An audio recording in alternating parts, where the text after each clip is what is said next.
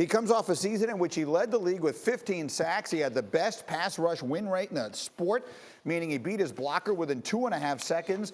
So he's a superstar. This is a guy many people are picking to be the defensive MVP. And Jeff Darlington, can you explain, because again, this is not getting as much attention as I think it should be, exactly what it is that's going on there?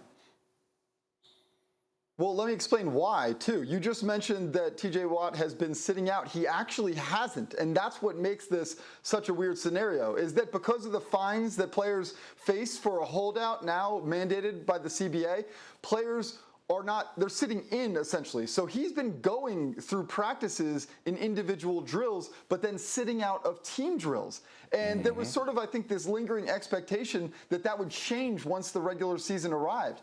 It hasn't. Now, Mike Tomlin is scheduled to address the media today. Maybe we'll get some more clarity on what it would take if the team perhaps plans to suit him up anyway on Sunday, even though he's not in team. But no doubt a fast-ending situation with this added layer. The Steelers are resolute on the fact they don't do new deals with players during the regular season. So if this doesn't get done before Sunday, we're in new territory when it comes to the Pittsburgh Steelers and negotiations with players. Absolutely. Jeff Saturday, without him, and they're going up against Buffalo week 1, if that's where it begins. How would you describe the difference that makes? Oh, my God. Look, 42.5 sacks the last 3 years, Greeny. Like, when we always talk about quarterbacks and why did Josh Allen get paid, Josh Allen don't want to see Watt. He don't want to see him coming off that edge, bro. He don't want to see that dip and lean and coming in. And you just saw that we need new security. Every team needs new security against T.J. Watt, right? This guy whips your tackle play after play, and he improves the play of Hayward. He improves the play of Ingram if he gets some touches. Like, he makes your total defense so much better. And by the way, they lost Tuitt, who's on IR. I don't even know why, but he's on IR for a bit. So you're talking about the main player on this defense being out. Whoever's holding the pen better sign that deal and get this man back playing come Sunday.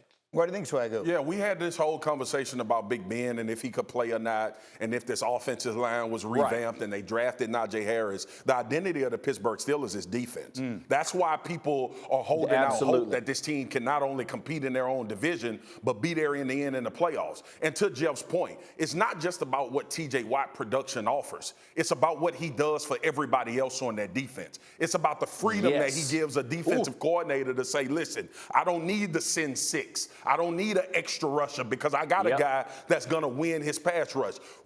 There will be a big emphasis from me this year defensively when we start talking about players. We can't just keep saying they're good or they're great.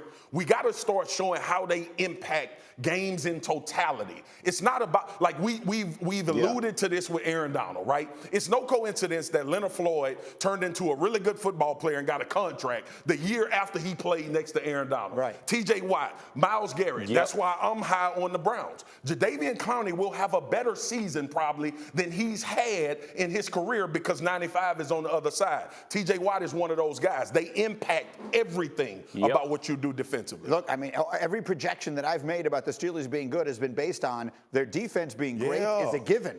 Well, if he's not there, maybe that isn't such a given. Thanks for watching ESPN on YouTube. For live streaming sports and premium content, subscribe to ESPN+.